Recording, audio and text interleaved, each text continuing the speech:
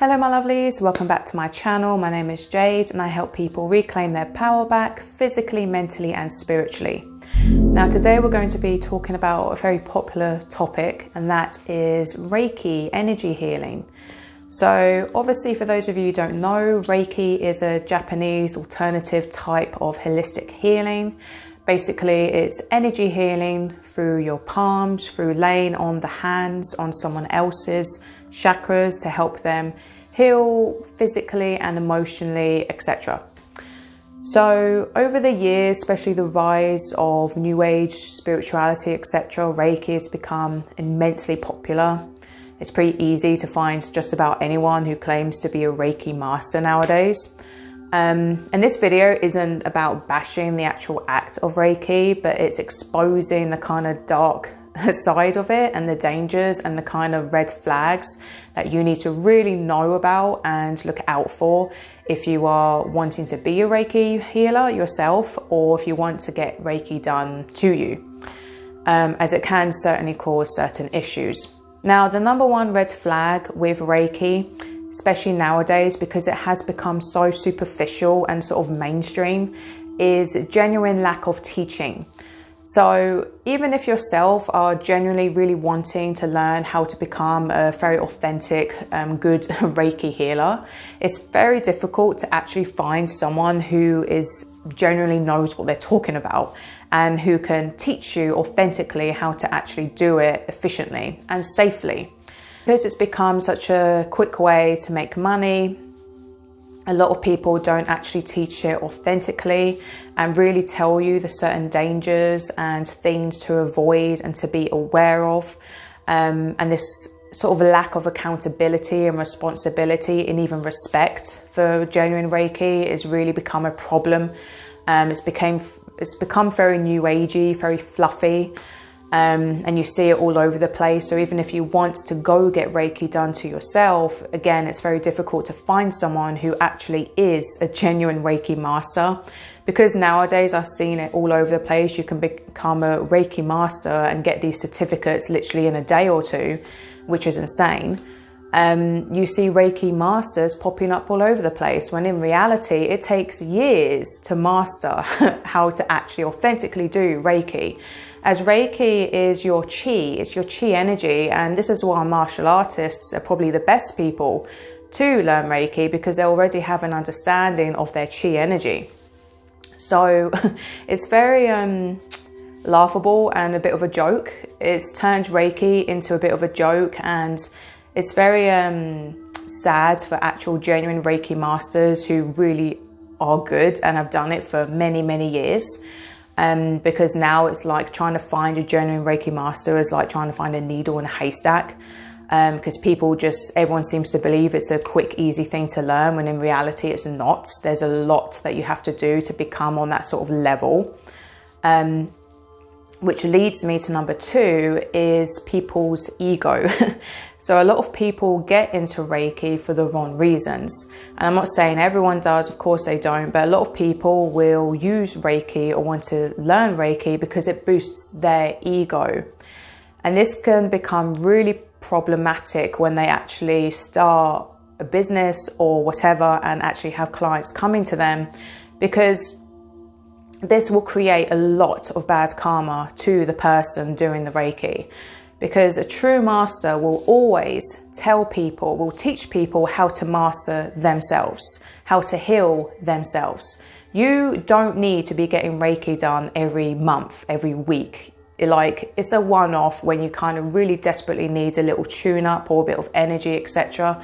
But they've made it like as common as getting a massage, when in reality you don't need to be doing that or even having Reiki in the first place if you really know spiritual practices and just common sense really on how to look after your energy and whole well-being. So if someone is very egotistical about it and they feel they have a bit of a god's complex, and they just want to be doing Reiki on people because it makes them feel powerful, it empowers them, and they're not doing it from a space of genuine love, of genuine compassion to really want to help that person. They're not doing it from a humble mindset. It can cause a lot of bad karma to the person. And the practitioner, and also it can make the client feel really inadequate. It can make the client feel like they're never going to be, fully healthy. They can't heal themselves. They have to rely on the Reiki practitioner, when that's all BS. And I went through this myself many years ago when I was really early on my spiritual journey. He would help me. However, because I wasn't taught how to raise my frequency, how to meditate properly, how to raise my vibration through diet, etc., and lifestyle choices, I would get Reiki done, and then because I would go back to living my bad habits and just living a low vibrational lifestyle and being around toxic people, I would get all messed up again. So it wouldn't take me long to revert back to being all jumbled and my chakras being all over the place. So then I'd be on the phone to my Reiki healer being like, oh, please see me. I desperately need to see you. It became like Jesus to me, like, desperately always wanting him to heal me. And even though he was a very loving person and he actually done it for free because he was also an osteopath, which he made a lot of money from, and he done this as a side thing to help people out. It wasn't a healthy relationship because I was putting him on a pedestal and I didn't know how to fully reclaim back my power. And this is why I've created this channel in the first place, to really teach people how to heal yourselves and how to fully empower yourselves and not become reliant on other people or external things like drugs and psychedelics, etc. But that's a whole other topic. So this is a problem that can really happen with a lot of Reiki teachers and Reiki practitioners, etc., is they doing it from an unethical space. Now, the third red flag, which is probably the worst one to be honest, is transferring negative energy. So when you are a spiritual healer, a thing that conveniently doesn't get talked about by many people because it's hard work and it doesn't make money to tell people this, is you have to have supreme spiritual hygiene. You have to be on a really high vibration. You have to be really pure. You have to be really neutral. You can't have an ego. You can't be drinking loads of alcohol, if any. You can't be eating loads of meat. You can't be watching porn, gambling, watching really violent films, playing violent video games, listening to really low vibrational music, etc., etc. You have to be on such a high vibration to be even laying your hands on other people and telling them that you can heal them in the first place.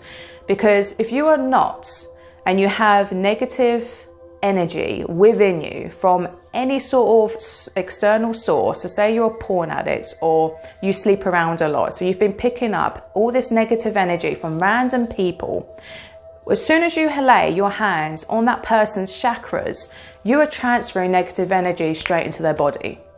And this cannot be stressed enough because it is such a dodgy, dangerous thing. And I see it happen all over the place. And then people wonder why in the new age they get negative spirits attaching to them. They start to get drained, etc. Because again, genuine Reiki masters will know this and they'll keep their vibration really high because because they take accountability for themselves. So they know to be a responsible, genuine healer, they have to be on a really high vibration, okay? There's no way to cheat it.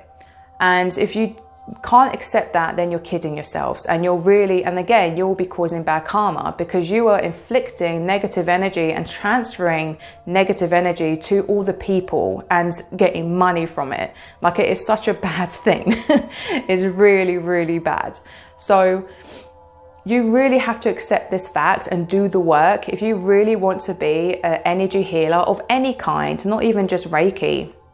You have to be responsible. You have to have a really clean diet. You have to have a really clean energy and keep your vibration on the vibration of love only and light. And it's so important that you do this. Otherwise, you will be transferring so much negative energy into all the people that you are laying your hands on or sending healing energy from.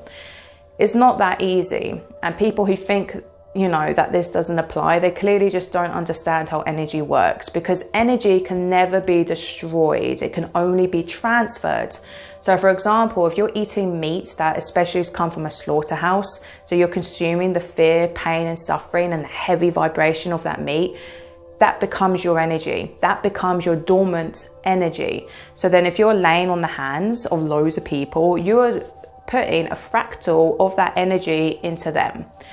And you'll actually, in really severe cases, which is actually pretty common, a lot of the times, if you are a low vibrational person, you'll have negative astral parasites, which is a type of entity that is drawn to energy healers who are on a low vibration. They will actually suck the energy from the person you're healing. They feed off it. So if you are laying on the hands and you are basically a fake sort of Reiki healer and you think you're doing good, but behind closed doors, you're actually watching porn and doing all these low vibrational things, or you're just a mean person and you're not very compassionate, you don't have empathy for others, etc., you will be doing so much damage to the people that are coming to you for help. You will be having possibly many astral parasites attached to you, and then what will happen is then they use you as a puppet. So these astral parasites are very common and they are drawn to people with addictions, etc. Even if you're addicted to any sort of like drug, etc., you are a prime target because they can easily attach themselves to you. So then they will use you as a puppet. So then, of course, every time you are putting the hands on someone, their chakras, they will be feeding and draining that person's energy. So that's their meal. Because with entities, their money, their currency is energy. Their food is energy. So it's very important to be aware of this. And in really severe circumstances, if someone has a very negative sort of strong spirit attached to them, they can actually transfer that spirit onto that person. So if they had a really negative entity that was really attached to them, by doing Reiki on someone, that spirit can then be transferred onto that person. And now you've just walked away with a really demonic spirit on your back, literally. And this happens all over the place, and people really need to be protective of their energy. You really need to be protective of who. Don't just let anyone put their hands all over you, okay? Because it's like, you know, it's the same with sex, because sex is obviously, there's a lot of energy that gets transferred when you have sex, intimacy, etc. It's a sexual exchange. So when someone is putting their hands on your chakras, intentionally putting energy into them, it's very similar. So when you are, as a client, when you are looking for someone to give Reiki to you, you need to really know who they are. You need to do your research, because what are they doing behind closed doors? Like, who really are they? So you need to, this is where you have to really have good intuition and discernment, decalcify your third eye. Because if you don't have great discernment with people, you could easily fall into a trap, and you'll leave there. You'll get more damage done than good, especially if you go to them numerous times. And some Reiki people, they can even disguise themselves as Reiki masters, but they're actually just feeding off your energy as well. Of course, this is extremely rare, but in the occult, there's many people who know how to literally do energy vampirism, and they will just feed off you. So they'll pretend like they're, you know, helping you, but in reality, they're feeding off you like an incubus, like a succubus spirit. So it's really important to fully trust this person, to really know who they are. Read other testimonies, like do they have a good, rapport with other people, with other clients, etc. Really see how long they've been doing it. Try to go with people who are open about their diets, etc., that aren't smokers, aren't drinkers, aren't, try to find vegan ones, or at least vegetarian people.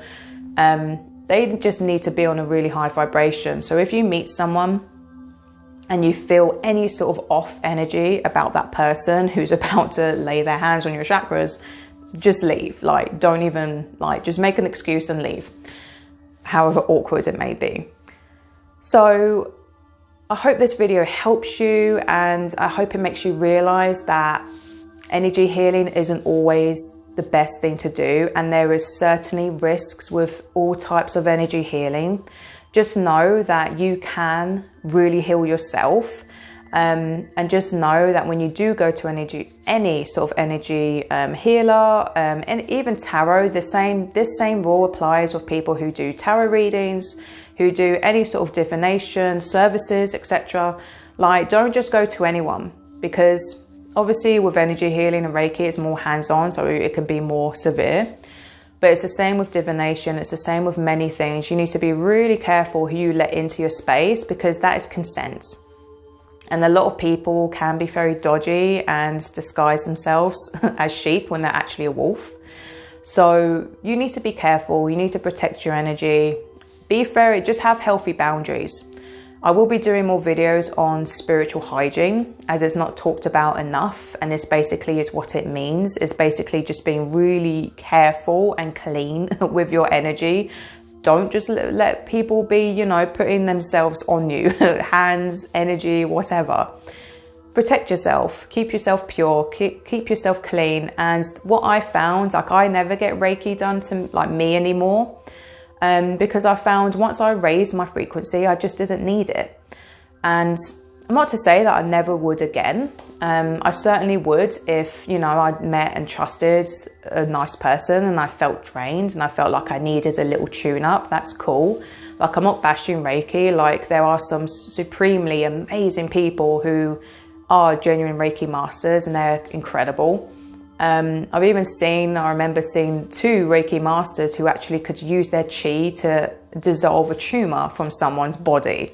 Like, that's the sort of level it can get to, okay? It's not just all this fluffy make-believe, you know, new agey shit that you see a lot with, you know, typical new age Reiki people.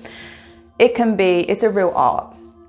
It really is an incredible art. And so find the real ones and go to someone who actually will change your life and not just pretend they are, okay? So much love to you. If you do want to learn how to really activate your third eye, decalcify your pineal gland to further help you have intuition and better discernment with, you know, these sort of people, then I do have a free third eye detox ebook. So it's basically a whole guide on how I personally decalcified my third eye, so all my little secrets and tips and tricks. And it's completely for free, so I'll leave the link in the description box below. You can also visit my website, thegoddesscoven.net, for services that I offer there. I do offer art, magic services, etc. to help you manifest. So it's all in the links below. Check that out if you want, and much love to you. Ahimsa.